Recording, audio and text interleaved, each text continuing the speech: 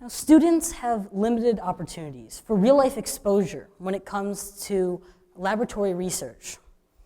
It's not like art, music, or even computer science for that matter, where you could pick up a brush and learn to paint, or get a guitar and join a band, or even find a computer and look inside.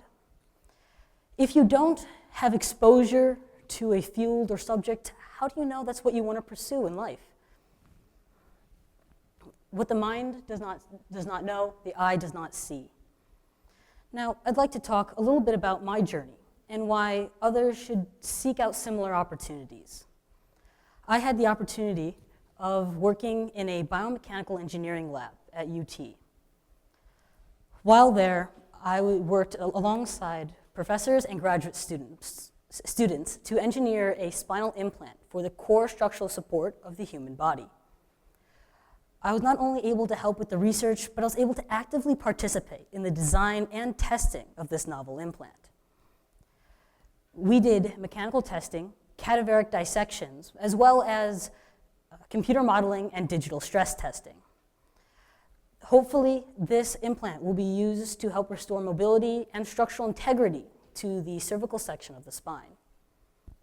Now, let's talk a little bit about high school. As a high schooler helping out at the lab, it was a little bit difficult, partly because I didn't have the necessary foundation. Today's basic science courses offer lab work with the intention of exposing students to a laboratory setting. But their labs are directed in such a way to teach a specific subject. Thus, the ability to generate enthusiasm is limited by a rigid academic structure.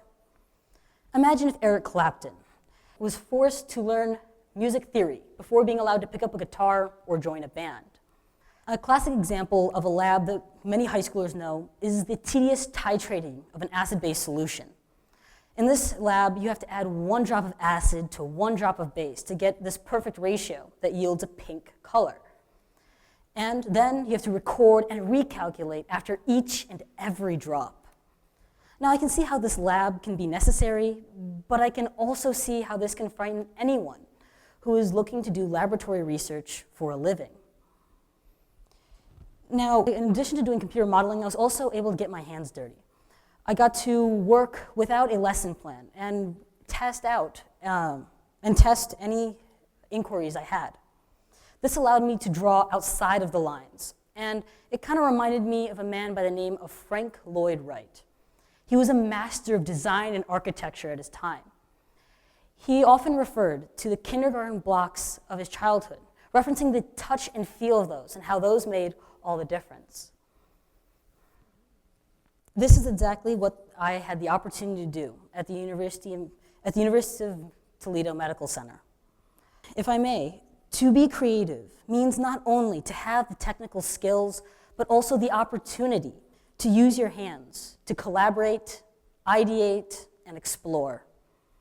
Why is creativity only part of literature and artistic endeavors? Who says you can't be creative in science? We should be encouraging people to be creative in research labs. The novel implant that was designed was a collaborative effort, but I'd like to emphasize that it was a creative effort as well. And this was the result of being allowed to work with both my hands and my mind.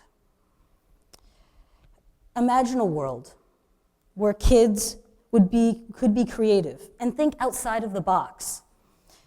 A world where kids could advance science by following their hearts and their natural instinct to play.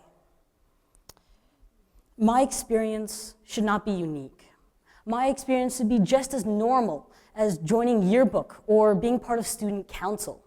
And when it does, being a research scientist will be just as rewarding and fascinating as being a world-renowned artist. Yeah.